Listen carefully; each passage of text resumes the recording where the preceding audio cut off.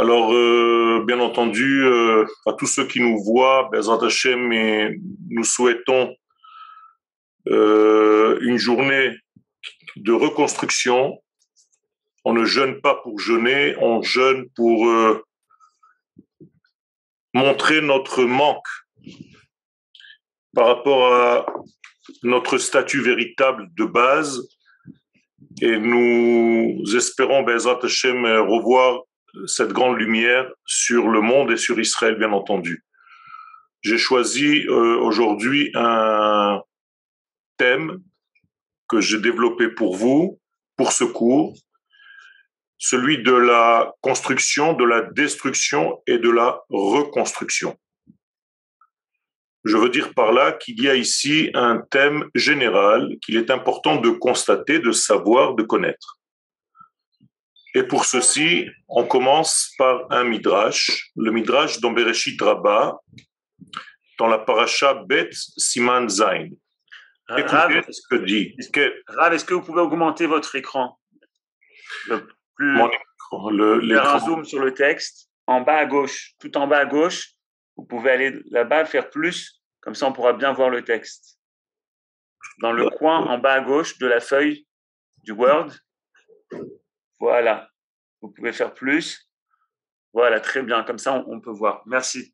Toda Rav. Merci à vous. Alors je commence par le Midrash dans Bereshit Rabbah. Écoutez bien ce Midrash, il est très important car il, à mon sens, montre le secret même de ce qui se passe aujourd'hui et d'une manière générale. Amar Rabbi Chia Rabbah. Rabbi Chia Rabbah nous enseigne Mitechilat Briato Shel Olam, au départ même de la création du monde, Tsafa a visionné Akadosh Baruch Hu, le maître du monde, Bet Amikdash, Banoui, Vecharev ou Banoui. Il a vu que le Bet Amikdash était construit, qu'il était détruit et qu'il était construit. Le Midrash va citer 3 versets pour le premier verset de la Torah vient nous indiquer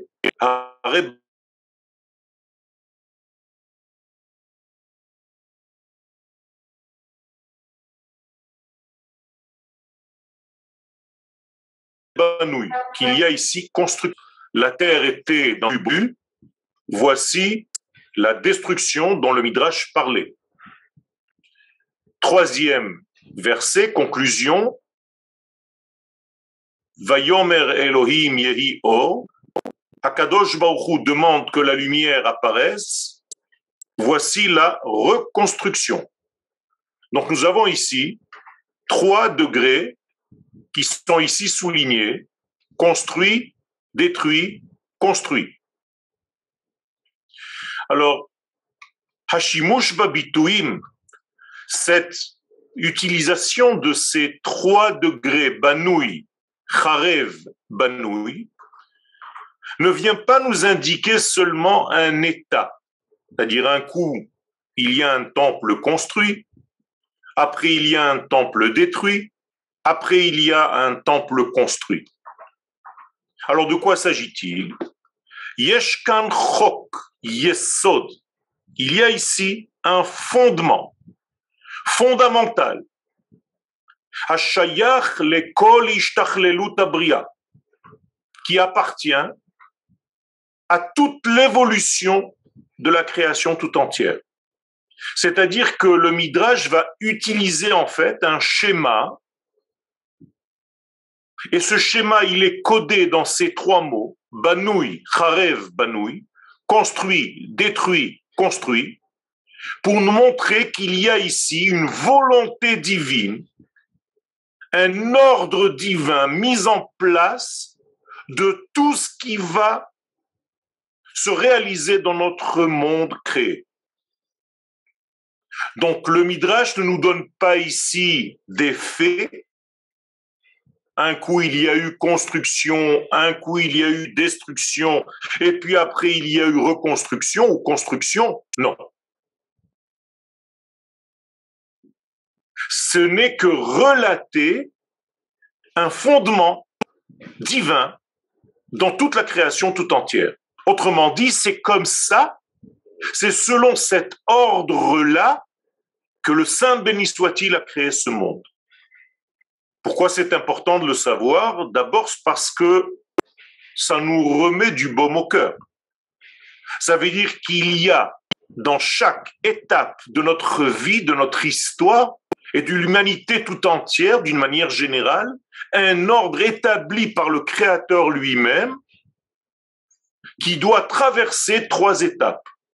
Cet ordre-là est codé par les 3 mots banoui, construit, charev, détruit, banoui, construit. Il y a ici donc, avec d'autres termes, une unité primordiale, une mise en détail, hit par toutes, et un retour à l'unité primordiale. Ça devient très intéressant. Ça veut dire que le monde dans lequel nous sommes est un monde triangulaire qui doit justement respecter ces 3 points pour l'évolution de l'humanité et je dirais d'une manière générale pour le messianisme complet et d'Israël et du monde, bien entendu. On va essayer de voir maintenant, dans plusieurs références de nos sages, de la Torah, comment la règle qu'on vient de découvrir à travers ce midrash se réalise effectivement partout. Première référence, le Nefesh HaChaim. Dans Nefesh HaChaim, nous dit le Rav, Haya Hakadosh Baruchu Boneh Olamot ou Machrivam. Avant même le monde que nous connaissons aujourd'hui, le Créateur créait des mondes et les détruisait. Créait des mondes, les détruisait. Créait des mondes, les détruisait. Et recréait. Ça veut dire qu'il y a ici déjà un respect de l'ordre triangulaire dont nous venons de parler.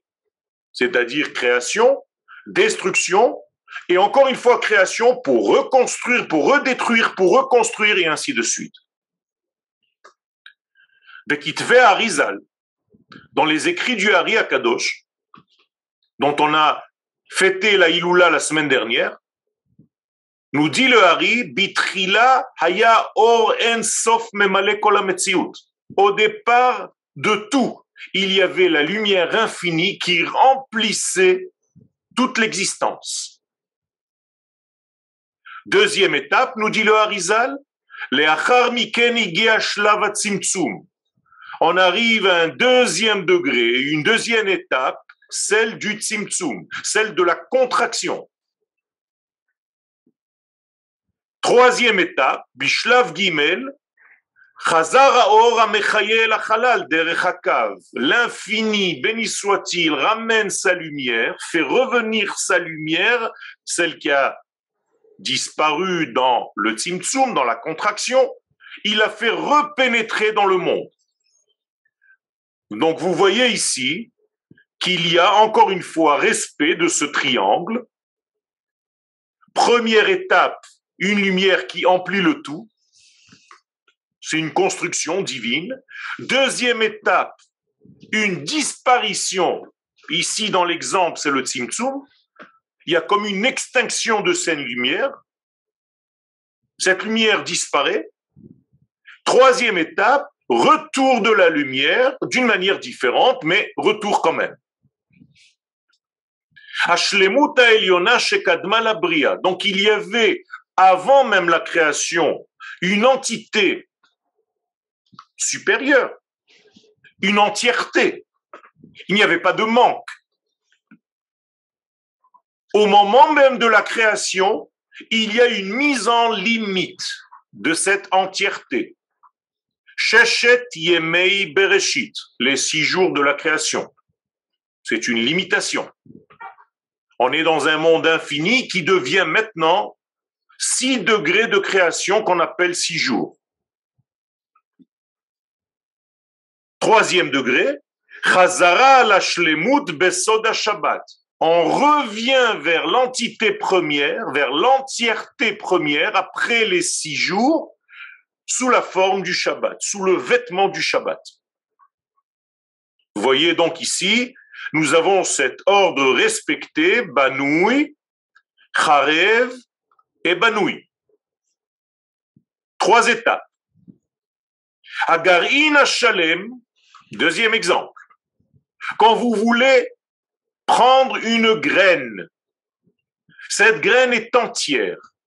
Nitman ba'adama, vous allez la planter dans la terre, ou mitochari kavon, et c'est de le secret du rikavon, c'est-à-dire de la pourriture qui va se créer à travers cette graine qui va pourrir dans la terre. Tsomeach etz va pousser l'arbre. Encore une fois, Banoui, vous avez une graine entière. Charef, la partie, la phase où la graine pourrit. Banoui, apparition de l'arbre. Nous voyons donc que ce rythme est respecté, déjà dans les exemples que nous venons de donner. Nous partons vers un autre exemple. Dans la Torah elle-même, Batechila Ketiv, au départ il est écrit Shnei Hameorot Hagedolim, les 2 grands luminaires. Ça veut dire que nous avons affaire ici à un spectacle où il y a 2 luminaires qui sont appelés grands. Immédiatement après, il est écrit Et Hamaor Hagadol ve Hamaor Hakatan. Il y a un grand luminaire et un petit luminaire. D'où ils sont sortis? Le grand luminaire, je comprends, c'est l'un des 2. Comment se fait-il qu'il y a un petit luminaire? Il s'agit bien entendu de la Lune qui a rétréci par une action divine. Et donc il y a ici pour elle forme de destruction par rapport à son état initial. Et à la fin des temps, nous le disons dans la bracha de la lune, qu'on va lire ce soir, après Tisha B'Av, après le jeûne, Ve'aya ora levana ke ora chama. Incroyable, la lumière de la lune va redevenir comme celle du soleil. Donc il y a ici bien respect d'un état qui était au départ entier, qui a perdu de sa lumière et qui revient à la fin des temps à sa lumière initiale. Je continue dans mes exemples. L'ifnea yerida laolam, avant la descente dans le monde, la neshama est une. Klula zachar unkeva. La neshama est une et elle englobe le mâle et la femelle. Deuxième étape, hiba laolam, elle arrive dans ce monde et voici qu'elle s'habille dans 2 corps différents. Shnei gufim nivdalim. L'homme va naître à Paris, la femme va naître en Italie, aucun rapport. Il va falloir que l'homme et la femme se retrouvent pour se marier et recomposer la neshama qui était une au départ de leur arrivée dans ce monde. Chibour, donc 3e étape, mitradesh alieder choupa vekidushin. Quand vous passez sous la choupa et que vous faites la choupa et les kiddushin, eh bien, vous reconstruisez quelque chose qui était déjà au départ. Vous n'avez rien inventé. Ce n'est pas une nouvelle femme, ce n'est pas un nouvel homme. Ce sont en réalité une unité qui s'est dépareillée, qui s'est séparée en 2 pour se retrouver, reformer le 1. Encore une fois, nous sommes bien dans notre rythme, Banoui, Vecharev, Vebanoui. Je continue dans mes exemples. Haïcha muteret le baala. La femme est autorisée à son homme lorsqu'elle est déjà mariée avec lui. Il peut être avec elle sans aucun souci. Et voici qu'une fois par mois, Nida, elle devient Nida.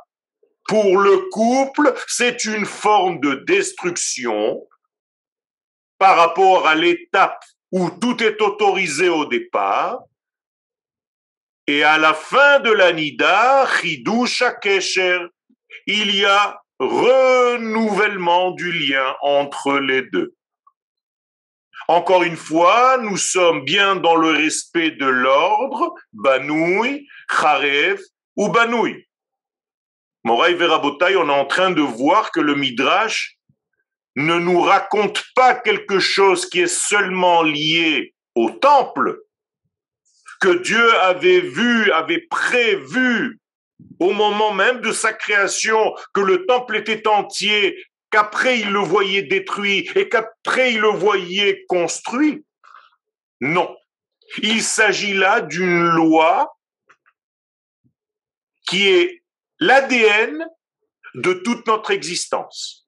Et c'est pourquoi je vous amène des exemples de toutes les possibilités pour vous montrer que ce schéma respecte notre vie de tous les jours. Nous sommes tout le temps dans ce schéma. Encore un exemple. Et haoubar bim'e immo. Le fœtus qui est dans le ventre de maman. Melammedim kol la Torah kula. On lui enseigne toute la Torah. Ainsi, la Gemara, dans le traité de Nida à la page 30, nous dit que dans le ventre de maman, le bébé, on lui enseigne toute la Torah, c'est encore un fœtus. Il y a un ange qui vient, il y a une position de ce fœtus, il voit de l'extrémité du monde jusqu'à l'autre extrémité du monde. Il y a ici donc quelque chose d'entier, de très puissant. Que se passe-t-il au moment même de l'accouchement, deuxième degré, Belei Dato, au moment même de la sortie de ce bébé du ventre de sa mère, toute cette sagesse, mishtakachat mimeno, on va lui faire oublier. Je vous pose la question, ne s'agit-il pas d'une destruction pour lui? Mais c'est encore une fois le respect du rythme que nous avons énoncé au départ. Donc, tout ce qu'il avait reçu comme sagesse dans le ventre de maman est oublié maintenant. À Torah Shelimdou, toute la sagesse de la Torah qu'on lui a enseignée disparaît. Il oublie. Troisième étape, Bemeshech Chayav, tout au long de sa vie, cet homme ou cette femme, ou shoné, il étudie. D'ailleurs, le mot shoné veut dire qu'il revient à quelque chose qu'il connaissait déjà. Donc en réalité, il va maintenant acquérir ce qu'il a reçu gratuitement. Et là, je vous donne déjà un élément de réponse. Pourquoi il y a ce schéma triangulaire de construction, destruction et construction? Et je pose la question simple, est-ce que la dernière construction est équivalente ou ressemble ou semblable à la première construction de départ? La réponse est non. La deuxième construction, celle qui vient après l'étape de la destruction, est beaucoup plus élevée que la construction première. Vous savez pourquoi? Parce que la construction première nous a été donnée gratuitement. Et dans tous les éléments d'exemple que je viens de donner, il y a en réalité un point commun, un dénominateur commun, c'est-à-dire que la première phase est une phase gratuite, qui a été donnée gratuitement. C'est pourquoi vient la deuxième phase, la phase centrale de la destruction. Et là, on comprend tous qu'il ne s'agit pas d'une destruction pour nous détruire, mais plutôt une destruction pour nous créer un manque, un vide, comme dans l'exemple du Tzimtzum, une contraction, un espace où j'ai oublié complètement ce qu'on m'a donné gratuitement. Ceci, pourquoi faire? Pour me permettre de me réhabiliter, de construire moi-même ma vie, certes, selon ce que j'ai connu au départ, mais qui a été oublié par moi volontairement, parce qu'il y a un ordonneur, pour que je fasse des efforts cette fois-ci d'acquérir ce que je vais acquérir. Ce ne sera plus gratuit. Mes chers amis, ce qui était avant la création du monde et ce qui nous attend dans très peu de temps, à la fin des temps, ce n'est pas le même niveau parce que nous avons passé au milieu le stade de Kharev, de la destruction. Les 6000 ans de ce monde correspondent à cette phase centrale de Kharev. Et c'est pour cela que nous sommes arrivés ici, pour reconstruire en réalité ce qui était déjà et qui sera à la fin. Alors apparemment, Banouï et Banouï, ce sont les mêmes lettres dans le Midrash. Oui, mais je vous ai caché volontairement la suite. C'est pour ça que j'ai mis 3 petits points. Le Midrash ne nous dit pas Banouï, Vecharev, Vebanouï. Je vais vous rajouter maintenant online ce que le Midrash nous dit. Banouï, Vecharev, construction, destruction et reconstruction ou Meshouchlal. Beaucoup plus élevé, avec des variations qui vont être beaucoup plus grandes, avec un degré que nous n'avions pas au départ. Donc il n'y a plus de Banouï seulement, il y a Banouï ou Meshouchlal. Vous comprenez bien que ce schéma va donc apparaître durant notre vie sous toutes les formes possibles et imaginables. Encore un exemple, la lumière qui a précédé la création du noir. Au départ, il y avait la lumière divine qui remplissait toute l'existence. On ne sait même pas ce que ça veut dire. Ça nous dépasse. Mais c'était une lumière d'entité. Eh bien, cette lumière, elle a créé une seule chose. Yotzer or ou boré choshech. Il y a eu la création d'un noir. Dans notre ordre, c'est la partie de Kharev, de la destruction. Et à la fin des temps, Shuv Gilui Shel Or, à la fin des temps, la grande lumière, Ve'aya Or, Al Tzion, Or Chadash Al Tzion Ta'ir. Tu mettras une nouvelle grande lumière sur Tzion. Cette lumière est encore plus grande, plus perfectionnée que la lumière du départ. Incroyable. Parce qu'il y a maintenant un associé. Parce qu'il y a maintenant un intervenant, le peuple d'Israël. Quand je veux construire une maison, ma pensée de construction de la maison, c'est une entité. Vous voyez déjà dans votre esprit la maison construite. On est d'accord? Mais dès que vous commencez à rentrer dans les détails du travail et des plans, Hatzimtzum, il y a une contraction totale de tout ce rêve de départ. Et parfois même en plein milieu de votre travail pour construire cette maison, vous regrettez le jour où vous avez commencé à construire la maison, tellement c'est la panique et on ne voit pas la fin. Et c'est exactement pareil. Et c'est pourquoi la Gemara dans Sota 11 nous dit Kol haosek bebinyan mitmasken. Quiconque va commencer à construire quelque chose, il devient pauvre. Attends, je comprends pas, j'ai construit pour réaliser mon rêve, c'était magnifique dans mon rêve. Pourquoi maintenant c'est aussi difficile avec toutes les constructions et les employés qui n'arrivent pas et les plans qui ne sont pas corrects et des problèmes avec la mairie et des problèmes avec les paiements et la banque et les prêts. C'est incroyable. Moraï Verabotaï, c'est l'histoire de notre monde. Encore une fois, vous avez la troisième étape, Hitrachavut Mechudeshet. On va retrouver l'espace immense. Quand est-ce que? Bechanukat Habayit. Il faut pour cela faire Chanukat Bayit. Quand vous faites la Chanukat Bayit, c'est pas l'inauguration de la maison, c'est pas pour montrer les chambres à vos copines et à vos copains.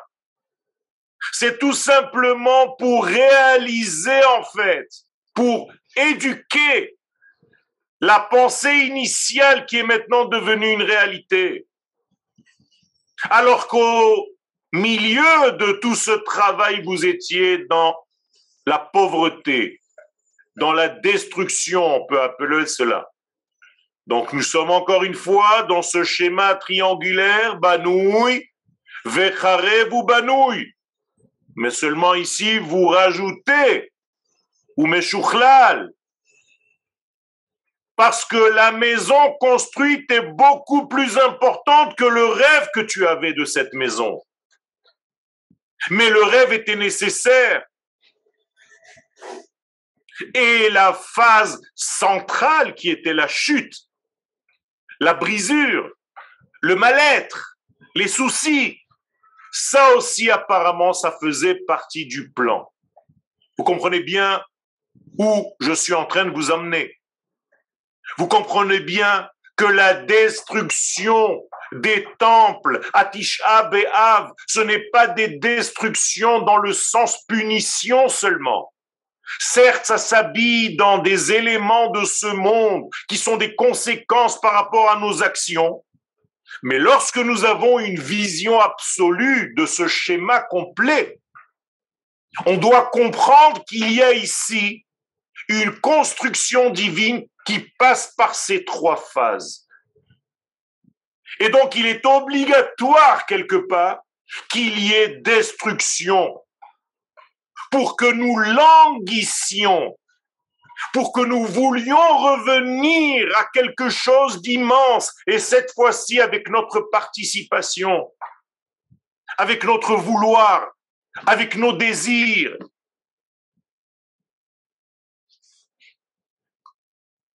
Encore un exemple, quand vous voulez écrire un texte, vous avez la pensée de celui qui écrit. Vous comprenez que dans cette pensée, il y a déjà tout le thème que vous voulez développer. Et pourtant, dès que vous posez la plume sur la feuille ou le stylo sur le papier, eh bien, il y a un tzimtzum au niveau de l'écriture. Puisque écrire, c'est déjà donner des mesures avec des lettres. Et donc, vous allez rentrer votre pensée immense dans un entonnoir. L'entonnoir des lettres. Et c'est grâce à cet entonnoir de lettres qui apparemment fait une contraction, qui limite, qui va mesurer ce qui était démesuré. Eh bien, grâce à ça, vous pouvez faire apparaître Hofat HaSefer, l'apparition du livre. Le livre va être en réalité toutes les petitesses, les étroitesses que tu as passées dans sa souffrance de l'écriture pour aboutir finalement à un livre. Est-ce que ce livre n'est pas plus important que la pensée que tu avais au départ? Bien entendu, il y a ici un passage intermédiaire par une souffrance, par un languissement, par un désir de faire apparaître quelque chose dans ce monde.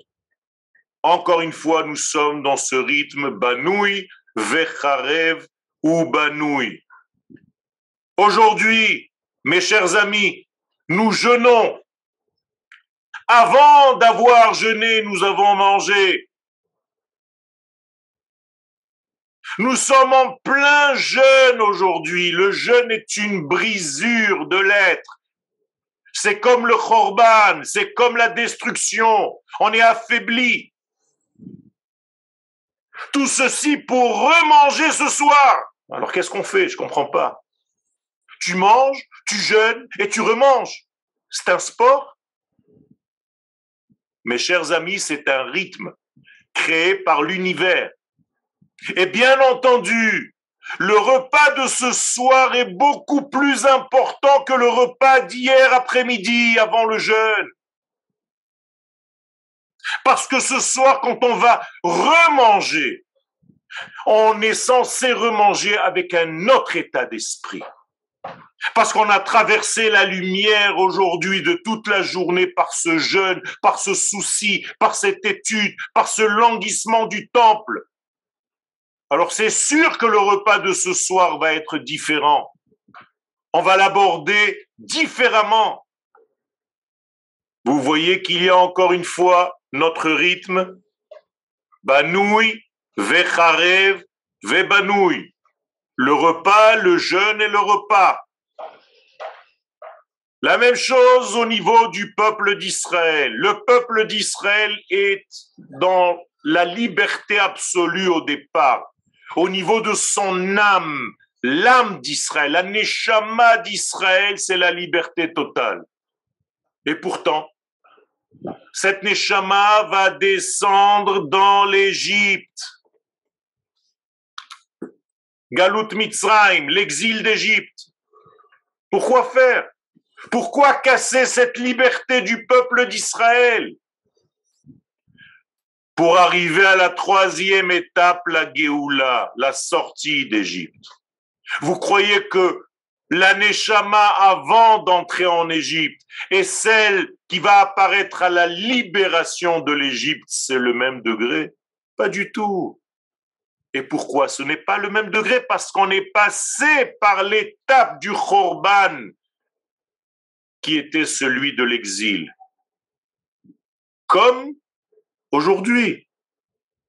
Nous avions la terre, nous l'avons perdue, nous l'avons reconquise.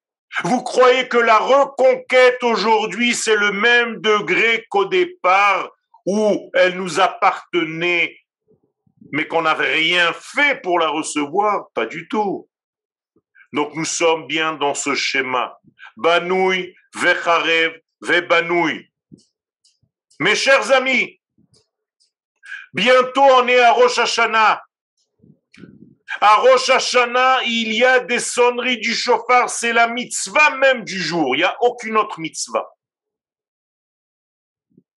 La seule mitzvah de Rosh Hashanah, c'est la sonnerie du shofar. C'est incroyable. Eh bien, la sonnerie du shofar va respecter les trois phases que je suis en train de vous raconter dans mon cours. La première sonnerie, c'est une tekiya, c'est-à-dire un son parfait, entier, qui n'a même pas de brisure, il n'a même pas de coupure, il continue. D'ailleurs, si le sonneur pouvait continuer, il aurait continué sans l'arrêter. C'est un son invariable. Tout.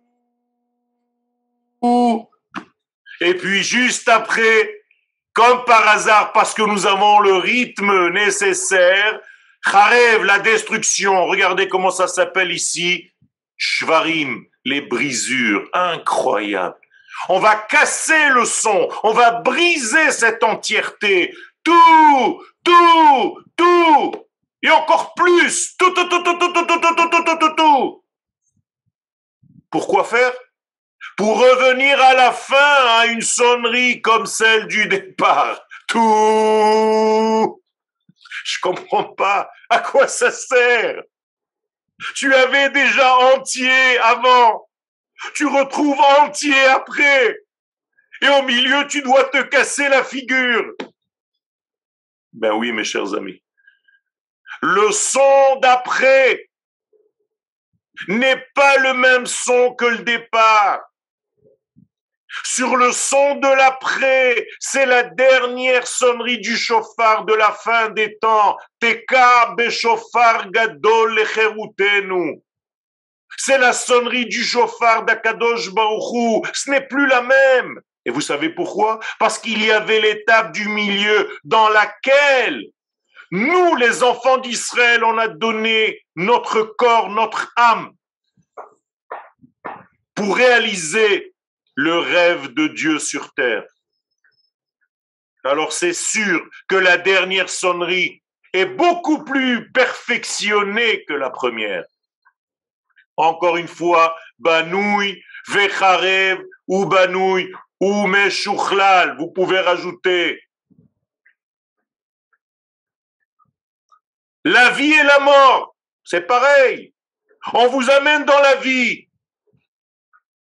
À quoi ça sert? À la fin, on meurt. À quoi ça sert? À la fin, on revient à la vie, résurrection des morts. Je comprends plus rien.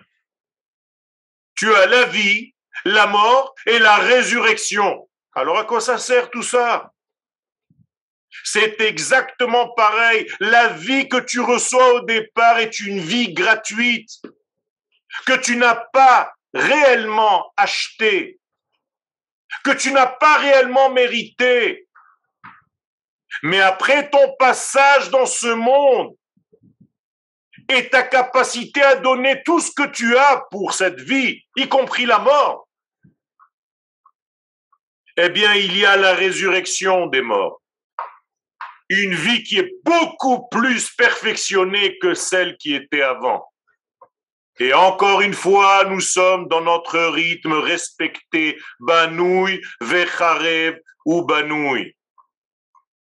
En réalité, vous comprenez que ce respect de ces trois dimensions de construction, destruction et reconstruction, il y a ici un retsef, une continuité qui est basée, qui est construite sur le fondement même de la Ségoula, de la Bechira et de la Ségoula. J'explique. Ce que nous avons au départ, ça s'appelle la Ségoula.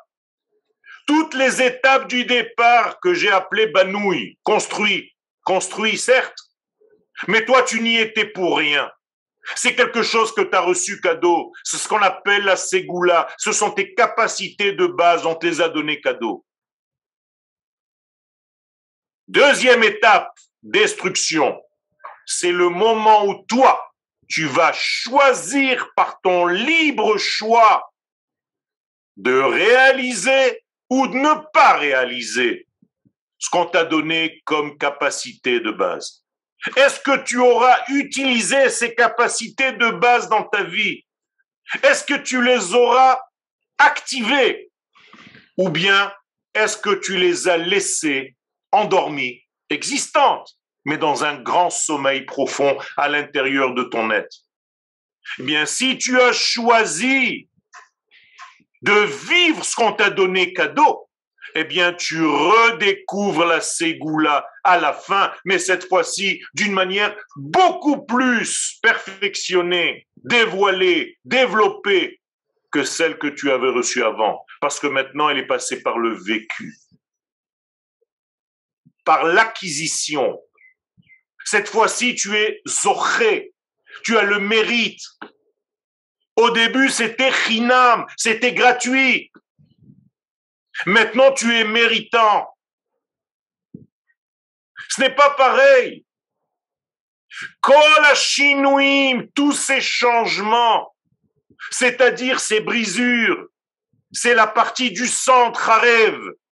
Tous ces changements dans la vie, ce sont des crises, mashberim, ce sont des doutes, sfekot, ce sont des pertes d'espoir, ovdan hatikva. Ce sont des pièges, Amir Sholim Bachaim, que nous rencontrons dans notre vie. Tout ceci, c'est la phase centrale qu'on appelle Charev. Tout ceci, Hem Totsa'a Sheloto Shlav HaChorban. Ce ne sont que des résultantes de cette phase intermédiaire entre les deux entiers. Quel est le but? Hamatara, Bishlavze. Au moment même où nous avons ces brisures dans notre vie, ces manques, ces faiblesses, ces doutes, ce noir, cette tristesse, cette angoisse, cette peur, les guerres, qu'est-ce qu'il faut faire pendant cette étape? C'est de choisir librement, de gagner ce qu'on m'a donné gratuitement. C'est comme si le repas d'hier avant le jeûne, il était gratuit. Mais grâce au jeûne que tu traverses aujourd'hui, tu vas gagner ton repas de ce soir. Grâce à la guerre et aux angoisses qu'on a aujourd'hui, on va pouvoir construire le temple de demain. Si on n'avait pas cette extinction de lumière, on aurait eu quelque chose de continu, certes, mais de parfait. Il n'y aurait même pas eu à l'intérieur un goût de l'amour. C'est comme un amour qui n'a pas de flamme. C'est un amour qui meurt tranquillement. On s'ennuie. Il est mort d'ennui. Il y a ici quelque chose qu'il faut utiliser, mes chers amis, et c'est maintenant, puisque tous les 6000 ans dans lesquels nous sommes, vous comprenez que ce sont les 6000 ans qui correspondent seulement à la phase du milieu, Charev. Nous sommes dans les 6000 ans où la terre, que je vous ai cité le verset, était Tohu Bohu, et où il faut ramener la lumière, Vayomer Elohim, Yehi Or. Et c'est à nous de ramener cette lumière. Akadosh Baruch Hu utilise le peuple d'Israël pour ramener la lumière dans ce monde qui a été dans l'extinction. C'est maintenant qu'il faut faire ça. Hashlemut Arishona, donc la première entité, la phase 1, Nitna Chinam, elle a été donnée gratuitement. Vous savez qui est appelé gratuit dans la Gemara? Le Satan, le Yetzer Hara. Ce que vous recevez gratuitement dans votre vie, c'est le mal lui-même. Tout ce qui est gratuit, tout ce qui est facile, posez-vous la question. Ce n'est pas normal. Ça veut dire que cette chose-là ne t'appartient pas. Quand je donne à un bébé un avion que j'ai acheté, il va l'utiliser 10 minutes. Après, il va le casser. Mais si je m'assois avec cet enfant et je construis avec lui cet avion, il va le garder toute sa vie. Parce que tous les éléments étaient tellement difficiles pour lui. Et l'aile s'est cassée, et il a rechangé de colle, et il fallait attendre encore un mois pour qu'on lui achète les morceaux de bois nécessaires. Et il n'avait pas de papier pour limer. Tout ceci va rester gravé dans sa mémoire parce qu'il a fait quelque chose. Donc la première étape, Zometziut Kvua She'en Tluya B'Maasenu. La première entité, c'est un degré cadeau qui ne dépend même pas de nos actions. Mes chers amis, il nous reste 3 minutes. Vous comprenez qu'en réalité, tout ce qui nous a été donné gratuitement, c'est ce qu'on appelle dans le Zohar, Nahama de Kisufa, le pain de la honte. Quand je t'invite à mon restaurant et que je ne te fais pas payer, tu vas venir une fois, pas 2, pas 3. Tu vas avoir honte de venir parce que tu veux payer. Celui qui ne paye pas, celui qui n'achète pas ce qu'on lui donne, il n'a pas de plaisir en fait. Si tu ne t'es battu, si tu ne t'es pas battu pour la terre, eh bien tu n'auras pas le plaisir de la voir. Vous comprenez pourquoi les soldats d'Israël, ce sont des tzadikim, parce qu'ils se battent pour nous. Parce qu'ils se battent pour cette terre. Et aujourd'hui, la journée de Tisha B'Av, faut bien dire les choses comme elles sont. Ce n'est que pour une seule chose. Mes chers spectateurs, c'est pour que vous reveniez sur la terre d'Israël. Parce que c'est ça le véritable problème de Tisha B'Av. C'est pas seulement la destruction du temple. C'est qu'on est sorti en exil.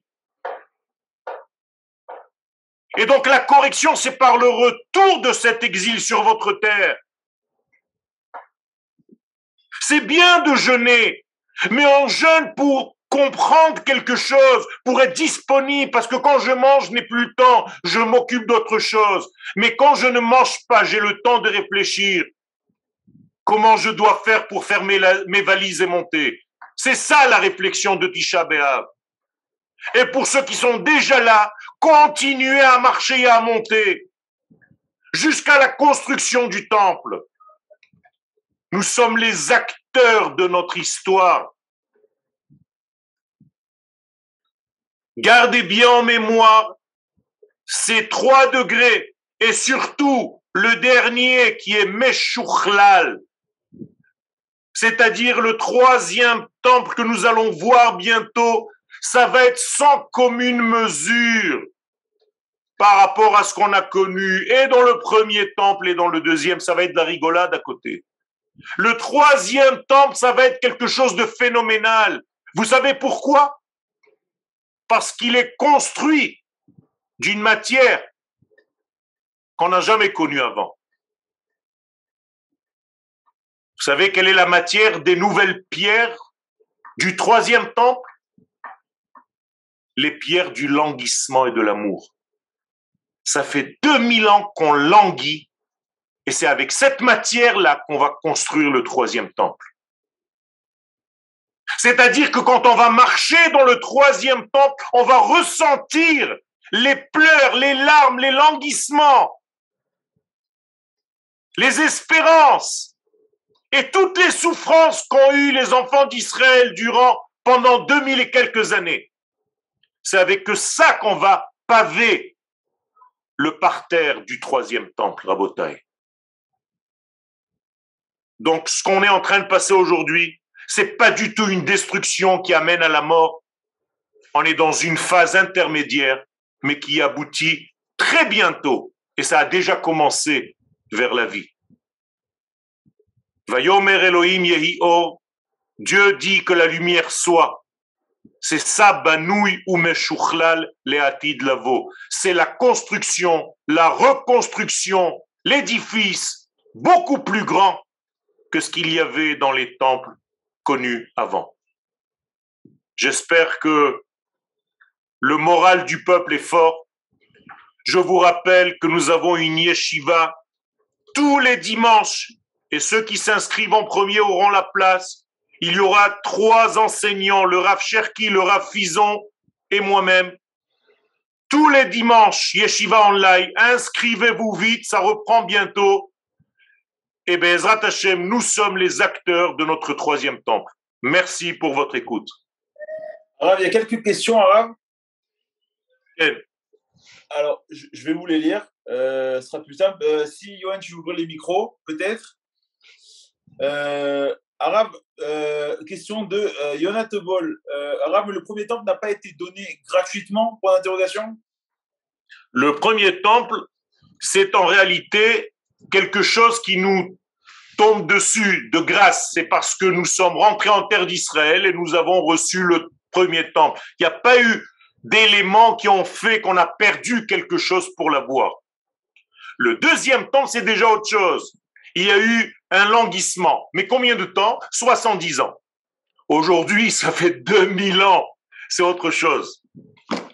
Alors, question qui ressemble, c'est le second temple n'est-il pas inférieur ou supérieur au second ou au premier? Il y a une question d'infériorité, de supériorité? Il y a une question de Kélim qui manque dans celui-ci, qu'il n'y avait pas dans le premier, mais pas parce qu'il était moindre.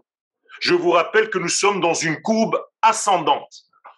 Et donc, même Motsae Shabbat est plus grand que Shabbat.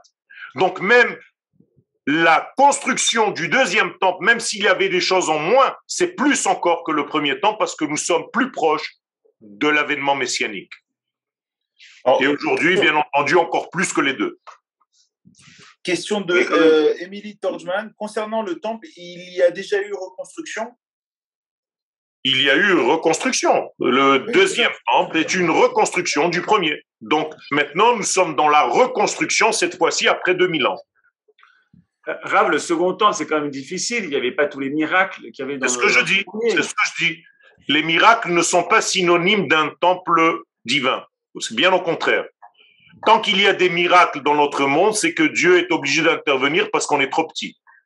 Quand il n'y a plus de miracles, comme à notre époque, ça veut dire qu'on est déjà mature. Donc Akadosh Baruch Hu nous dit, ils se débrouillent bien, laisse-les tranquilles. Pas besoin d'intervenir.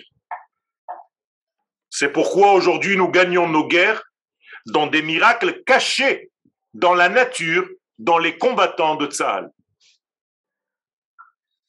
Alors, question en hébreu, mais Gabriel Lévy.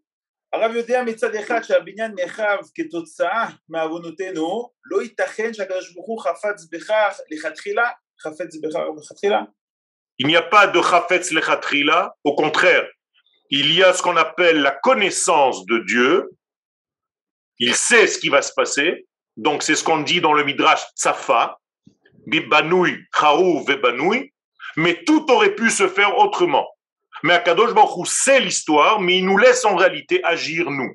Et si on ne sait pas choisir les choses, eh bien les choses ont aussi une façon d'être, c'est-à-dire construction, destruction et reconstruction pour qu'on prenne conscience de ce qu'on a perdu dans notre vie. Merci Rav. Il y a une question de, je crois que c'est Nelly, en tous les cas, qui nous dit comment on sait que le troisième, ce sera finalement le dernier. Peut-être qu'après le troisième, il y aura encore des constructions pour arriver au quatrième. Il y a marqué Gadol Abaita Acharon Minarishon, le troisième temple qu'on appelle le Acharon est plus grand que tout ce qu'il y avait avant. Et donc en réalité, on revient sur notre terre. Akadosh Baruch Hu ne joue pas avec nous. Il s'agit d'un rêve divin qui est en train de se réaliser. Et lorsqu'Akadosh Baruch Hu va dévoiler sa royauté sur terre, l'histoire de ce monde tel qu'il est terminée. Après, on passera à une autre phase. C'est ce qu'on a dit à d'autres cours, c'est-à-dire qu'on va rentrer dans le 8e millénaire. 7e, puis 8e, puis 9e, puis 10e millénaire, selon le Ramchal. Alors, je précise qu'on enverra le Daf Mekorot du Rav avec l'enregistrement. Ok, il sera dans la description de l'enregistrement. On enverra ça. Je vous envoie tout ça. Je vous ai fait un raccourci. Le cours est plus long. Je vous enverrai le cours entier. Merci Rav Toda Rabba. On a encore quelques minutes avec le Rav Yoel. Si vous pouvez maintenant ouvrir vos micros, ceux qui veulent poser vos questions avec votre micro, c'est le moment. Après Mashiach, il n'y aura plus de destruction, nous pose Émilie. Exactement. Après le Mashiach, il n'y a plus de destruction. Par contre, on passe à une autre phase supérieure. Et là-bas aussi, on recommence, mais cette fois-ci plus haut. En réalité, on a affaire à l'infini. Donc, notre cheminement, lui aussi, est infini. Alors, petite question personnelle. Vous avez parlé de la yeshiva du dimanche matin. Quelle est sa spécificité à cette yeshiva?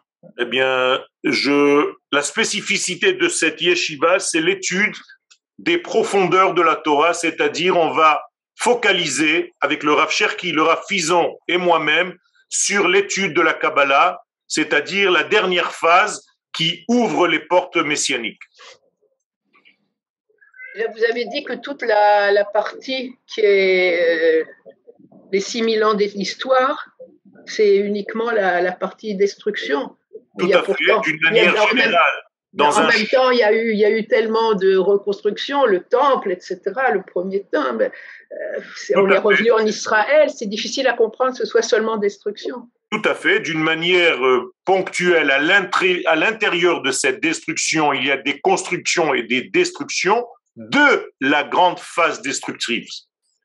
Oui. Mais d'une manière générale, bien entendu que c'est une phase où l'homme se bat pour construire les choses. Mais la véritable construction, ce sera après ces 6000 ans. Ce qu'on appelle l'entrée du Shabbat. Je peux poser une question. Okay. Est-ce qu'on ne peut pas dire que le fait qu'on soit revenu en Israël, qu'on a un État juif qui soit comme il est, c'est déjà une espèce de mikdash. Tout à fait. Je suis entièrement d'accord avec vous. Vous avez tout à fait raison. C'est pour ça que je vous ai dit que la Géoula a commencé déjà. Elle doit juste maintenant se clôturer. C'est pourquoi nous ne demandons pas la Géoula, mais nous demandons la Géoula Shelema. Donc on a déjà commencé, et la création de l'État d'Israël, c'est le plus grand miracle depuis ces 2000 ans. Et bien entendu, nous attendons maintenant la construction du troisième temple. Tout à fait, madame, vous avez raison. S'il vous plaît. Alors, Viorel, dans les 42 étapes dans le désert, oui. Lorsque le Mishkan, après avoir été... Toutes ces 42 étapes avec le Mishkan sont appelées, malgré tout, 42 épreuves. C'est-à-dire qu'il y a construction, mais c'est en même temps dans un cheminement, parce qu'on est encore dans un désert relatif. On n'a pas encore atteint la terre d'Israël. Donc, vous voyez, ça répond aussi à la question d'avant, que même pendant les destructions, il y a des mini-constructions. Donc, on prend ça en compte, mais dans le schéma général, il s'agit d'épreuves pour arriver à la terre d'Israël. La terre d'Israël, ici, c'est le rêve, bien entendu, l'aboutissement des choses, pas seulement le territoire. Merci Rav. Deux questions. Première question. J'ai encore une question. Pourquoi est-ce qu'on ne sonne pas du chauffard lorsqu'on part à la guerre? Et la deuxième question, c'est qui a véritablement besoin du temple? Est-ce que c'est Dieu qui a besoin du Beit Hamikdash ou est-ce que c'est l'homme? Très très bonne question. On ne sonne pas du chauffard malheureusement aujourd'hui pendant la guerre parce que nous n'avons pas encore le retour du Sanhedrin qui instaure toutes les choses, mais il y a des unités où on sonne du chauffard avant de sortir. Et deuxième question, la construction n'est jamais pour Akadosh Baruch Hu, elle est pour nous. C'est-à-dire qu'Akadosh Baruch Hu, chez lui, il n'y a pas de changement. Pour lui, entre guillemets, le temple n'a jamais été détruit. Pour lui, le changement n'opère pas. Ani Hashem lo shaniti. C'est nous qui sommes dans les manques et dans les complétudes. Chez lui, il n'y a pas de changement, il n'y a pas de manque, c'est toujours complet. Donc, par rapport au receveur, au réceptacle que nous sommes, c'est nous qui devons en réalité comprendre, apprécier et remplir tout ce monde. Moi, j'ai une question. Oui, Hana. Oui. Excusez-moi, je reviens parce que j'arrive pas à comprendre. Pourquoi on aurait besoin d'un Beit Hamikdash? Est-ce que la Shrina n'est pas dans tout Israël? Pourquoi on aurait besoin de créer un endroit spécial? La Shrina est partout en Israël. Ben oui. La Shrina, elle a des degrés de dévoilement. Est-ce que Dieu se trouve à Londres? Oui, mais moins qu'en Eretz Israël. Et la Shrina, au fur et à mesure qu'on se rapproche du point culminant de la création du monde, c'est-à-dire la pierre par laquelle la matière a commencé, là-bas, c'est la Shrina, c'est l'axe qui fait tourner toute la roue. Donc, s'occuper d'une petite Shrina alors que nous avons la grande, c'est dommage. Donc, nous avons un point culminant duquel tout sort et émane sur le reste du monde. Donc, il est important de marquer l'endroit précis. Bamakom Asher Ifrar Hashem. C'est l'endroit que Dieu a choisi. Donc, il est important de voir. J'ai une question à poser au Rav Ben Arosh aussi. Moi aussi, j'ai une question depuis longtemps. Oui, Shira, on vous écoute. Voilà, je vais te demander, Yoël. Hier, bon, c'est pas pour faire de la shonara ou pour faire des vikurim stam. Je regardais hier la télévision israélienne d'Abrout et ils ont posé des questions à bâton rompu. Et il y a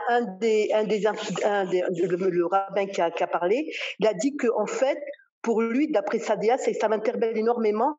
Il dit qu'on n'est pas, même si on est en état d'Israël, il n'y a pas de Géoula. Pour lui, on n'est pas en Géoula. Je connais cette façon de penser. Nous ne sommes pas dans cette vision des choses, tout simplement parce qu'il ne considère pas que l'État d'Israël a un régime de Malchut. Alors il prend la Géoula comme du noir et du blanc. Le judaïsme n'est pas manichéen. Il y a des gris clairs et des gris foncés. Donc la Géoula a commencé, elle est certes pas terminée, mais on ne peut pas dire que c'est non et c'est oui. C'est pas ou non ou oui. Il y a du oui avec plus grand et plus grand et plus grand, c'est-à-dire qu'on évolue. C'est exactement ce que je vous ai dit tout à l'heure, Meshouchlal, avec une évolution permanente. Merci Shira pour votre question. S'il y a une autre question, allez-y. Oui, moi je voudrais demander au sujet de la destruction. Parmi les exemples que le Rav a donnés, il a parlé de la Neshama, qui au départ est entière et après elle est scindée en deux, mâle et femelle. Et il y avait une personne qui avait demandé qu'en est-il des personnes qui divorcent. J'ai tendu la question, qu'en est-il aux personnes, pas seulement qui divorcent, mais qui également se remarient plusieurs fois. Ben, tout simplement, il y a une Neshama qui est plus collective, qui appartient à plusieurs degrés de dévoilement, ce qu'on appelle plusieurs femmes. Donc, comme le roi d'Israël qui avait plusieurs femmes, c'est parce qu'il y a plusieurs femmes qui dévoilent, ce sont des degrés femelles de sa propre Neshama, équivalentes à sa Neshama, avec lesquelles il doit faire un certain travail. Une fois ce travail terminé, il y a divorce, et il y a retrouvailles de l'autre degré, et ainsi de suite. Mais chacune d'entre elles aura servi à une étape. C'est pareil pour une femme mari. C'est exactement la même chose pour le mari. Il y a degrés différents entre les éléments, entre la femme et l'homme. Et donc, lorsqu'elle doit recevoir une certaine lumière d'une certaine personne, une fois que cette lumière a été donnée, elle va devoir monter de niveau pour recevoir une autre lumière de quelque chose de plus élevé encore. Je rappelle que vous pouvez poser toutes vos questions sur le site du Rav Yoel Ben Aroush, www.ravyoel.com. Le Rav y répond à toutes les questions là-bas. Il y a tous les cours du Rav Yoel sur ce site. Voilà. David, mets-nous le lien dans le chat pour que les gens puissent s'inscrire et puissent écouter. Question encore qui nous arrive de Monsieur Belaïch, qui nous pose plusieurs fois la question. Il veut absolument qu'on pose la question. Quand est-ce que nous allons enfin reconstruire le troisième temple et qu'attendons-nous réellement? Alors, il y a plusieurs réponses à cette question. Aujourd'hui, il y a une certaine réticence par rapport au monde politique. Et donc, il y a une certaine peur par rapport à la réaction des États du monde. On attend en réalité quelque chose qui va faire en sorte que va être ouverte. En réalité, on a raté l'épisode en 67, puisque nous avions les clés du mont du temple, on aurait pu le construire, et nous-mêmes, nous avons décidé de donner les clés au Waqf pour qu'il soit sur le mont du temple. C'est pas seulement Moshe Dayan, comme tout le monde le dit, c'est aussi le monde religieux qui ne savait pas quoi faire avec cette pompe de terre bouillante. Et donc, on a donné le mont du temple parce que c'était trop grand pour nous, on n'était même pas prévu de rentrer à Jérusalem durant cette guerre. Et donc, quand c'est arrivé d'une manière aussi brutale, on ne savait pas quoi faire. Aujourd'hui, il faut remonter un Sanhédrin, et Be'ezrat Hashem, le monde politique est en train de s'installer pour le dévoilement messianique qui va utiliser les infrastructures de maintenant, et c'est le Mashiach qui construit le temple, ou Boné Amikdash. C'est comme ça que le Rambam dit. Donc c'est pas nous, c'est le Mashiach qui doit le construire. Todara, est-ce qu'il y a encore une dernière question avec votre micro qui va intervenir? Oui, il y a une demande au sujet de qu'est-ce qui se passe entre les 6000 ans et les 10 000 ans prévus par le Ramchal. Alors, les 6000 ans, c'est comme les 6 jours de la semaine. Dans le 7e millénaire que nous sommes en train de rentrer maintenant, puisque nous sommes à l'entrée du Shabbat, au niveau du temps, c'est-à-dire nous sommes au coucher du soleil, du vendredi soir, donc du temps tout entier. Donc, nous allons rentrer dans le Shabbat. Il y aura Yom Shekulo Shabbat, 1000 ans sabbatiques. Après, il y aura une montée dans un univers qu'on ne connaît pas, c'est-à-dire un univers au niveau des âmes, qui s'appelle le Yom Hashmini, le 8e jour, comme la Neshama, le chiffre 8 en hébreu, Shmoné, c'est les mêmes lettres que la Neshama. Après, il y a en réalité une aspiration jusqu'au 10e millénaire où on est un avec l'absolu, béni soit-il. On est réaspiré dans tout ça. Mais ce sont des choses qui sont très, très profondes qu'il faut étudier.